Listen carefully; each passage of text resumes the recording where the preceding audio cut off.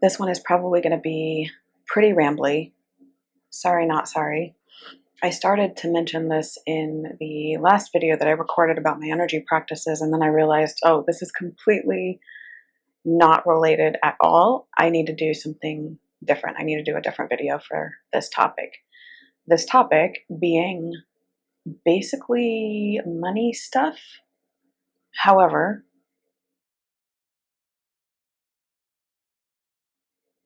I do anticipate that it's going to be pretty rambly. Hopefully you've got your cuppa and you're in a place where you're able to kind of settle back and relax with me for a little bit, where we talk about all kinds of stuff related to money and the economy, but not in a stressful, you got to learn this stuff kind of way. Not that. So first, before I forget, last night before bed, I watched a video, and I'm going to try to find the video and share it in the description in case you're curious. It was actually really good. It was this woman talking about the idea that money could be a spirit guide. So the energy of money as a spirit guide. And she did say at the beginning of the video, I think, that either she had gotten this idea from someone else from a book, which I need to get that book. It looks really interesting, and the author of the book looks really interesting. I'll find those and link those below too. She had gotten the idea from the book, or reading the book had made her start to think about this, and so that's where the idea came from. I think it was the latter, which just feeds even more into what I said at the end of the last video about how sometimes you hear something and it pings something for you, and then you're able to create a new idea from that. So there's an actual example of what I was talking about. I love when that happens. It's so exciting. It's so cool. I think that that's how we develop, how we grow, and how we get amazing ideas and inventions and shifts in the way we be, the way we live as humans, and all kinds of stuff. Anyway, we won't go down that rabbit hole this time.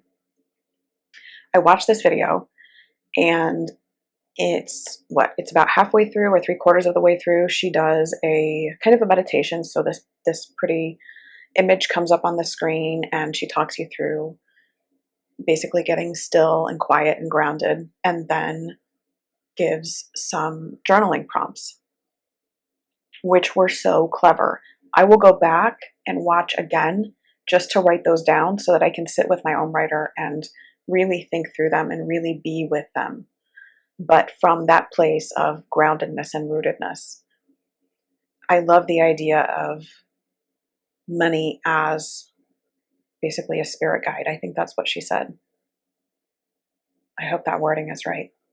I'll have to update it in the little thing below here if that's not right. This is what I had in my head as I was getting ready for bed. So I was doing all of my normal energy practices like I described in the last video, and then I'm getting ready to ask my question for the night, because I hadn't asked a question the 2 nights prior. I just completely skipped it. I just said, whatever, if anything comes, if lyrics come in the morning or whatever, fine. Didn't ask a question. Last night, after watching this video, I asked a question, and the question was, how does money want to come to me? And I think that is one of the journaling prompts she gives in this video.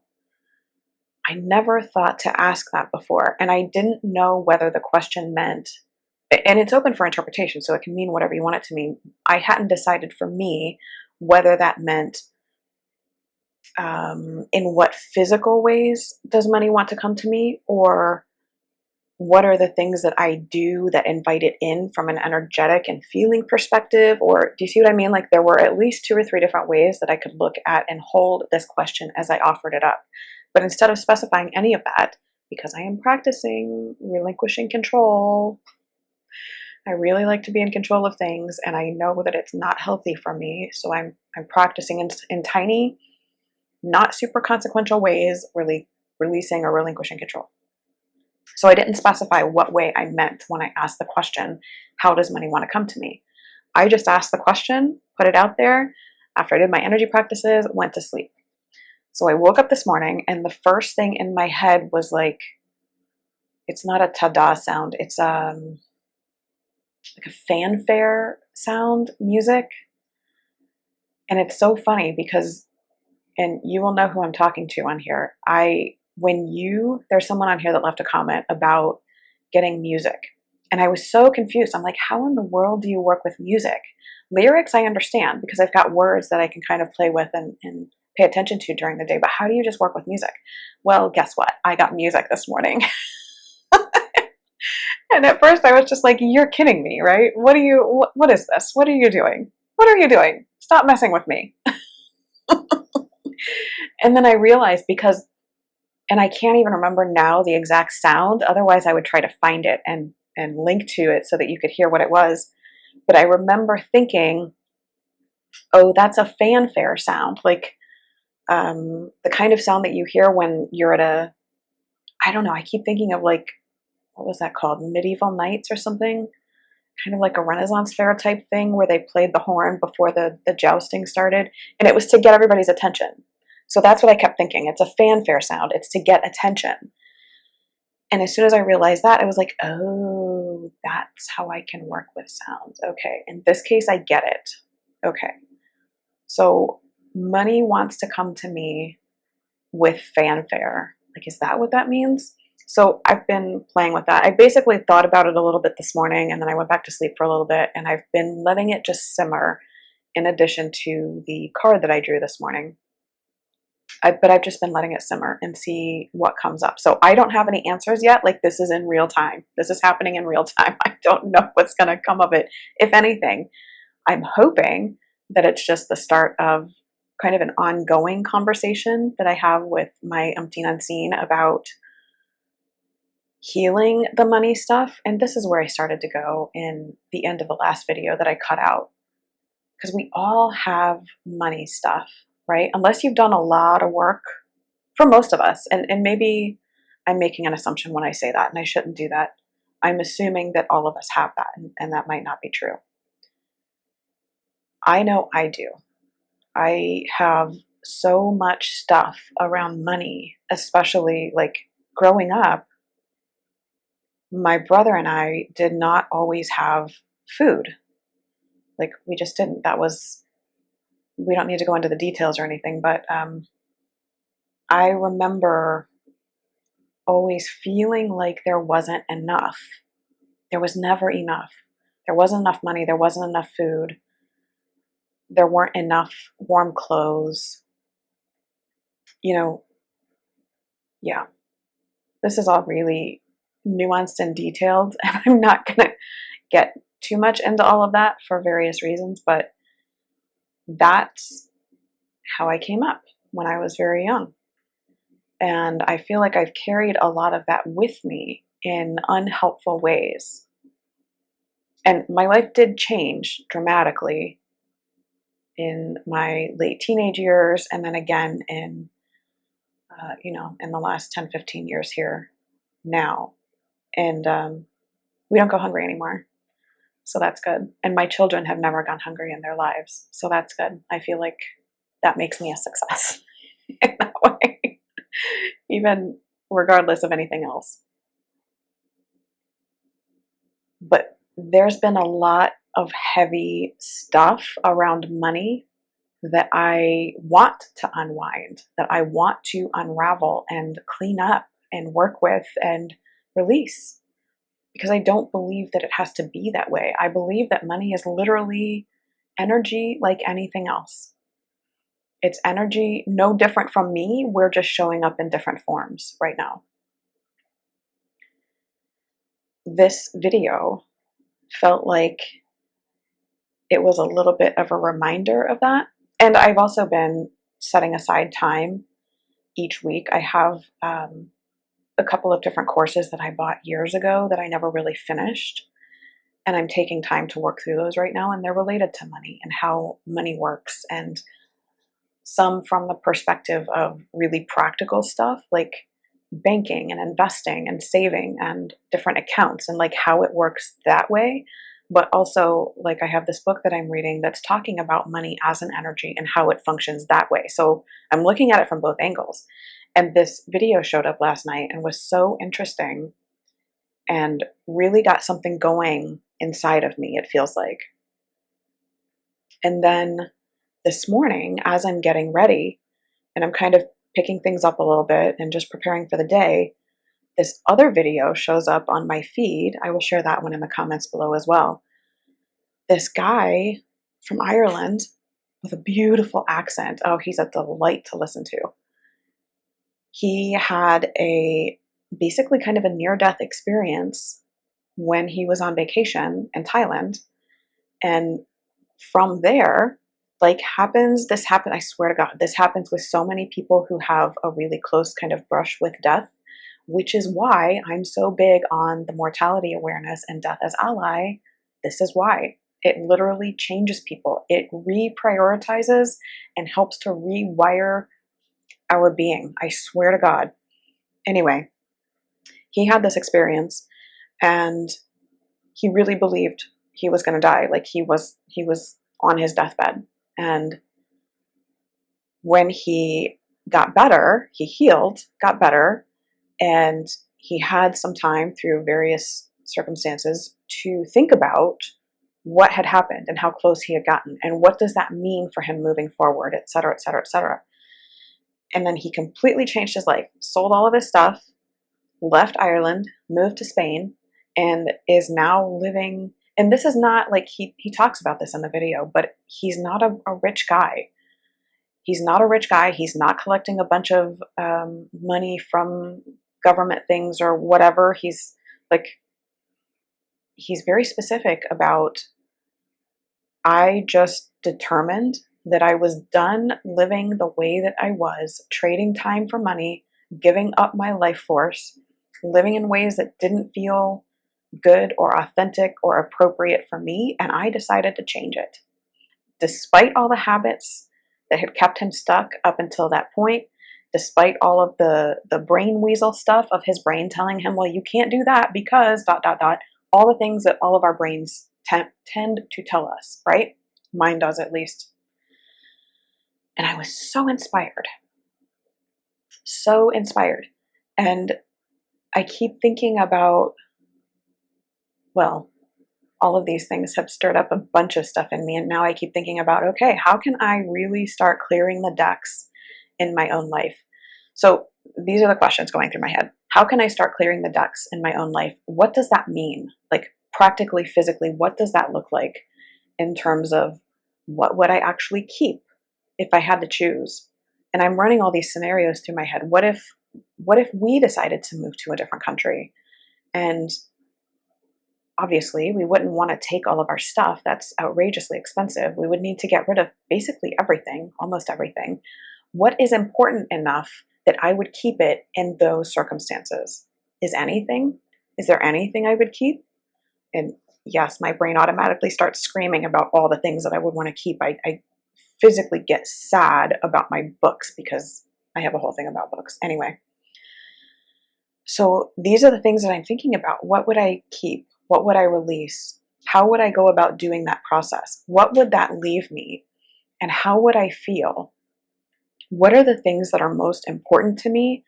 And how can I access them regardless? So really, how lightly can I travel through this life? And what's stopping me from doing that even now, even as I'm living now? It's just got so many questions stirring up within me. And then add to that what I mentioned, I think this stays in the last video, about the well-being economy.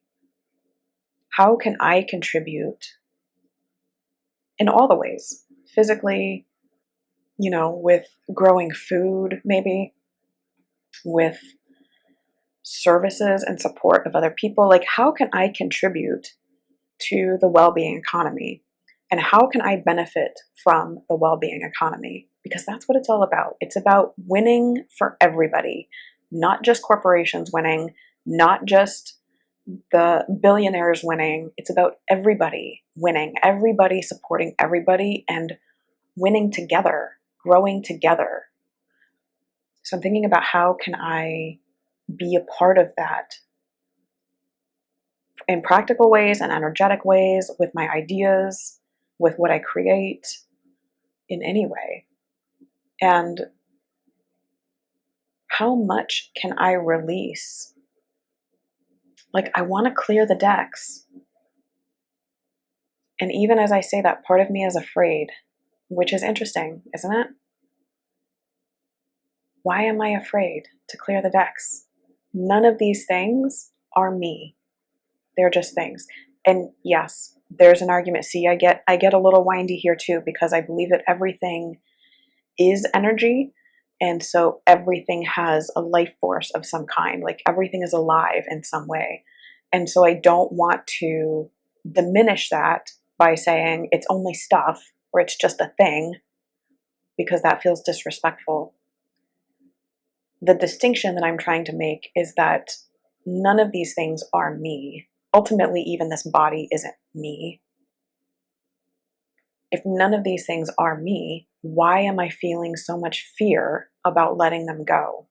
And all kinds of responses come up in my head, right? Like, well, I spent good money on that, or it took me a long time to finally get that, or I might need that and I don't want to get rid of it now and then have to buy it again. Like all the reasons, all the excuses. And yet so many of the things that I surround myself with are things that I rarely engage. I have so many art supplies and crafting supplies that are literally just taking up space in a closet. And yet the idea of releasing those makes me kind of clench up inside. So there's some work there to be done. And this is what we do.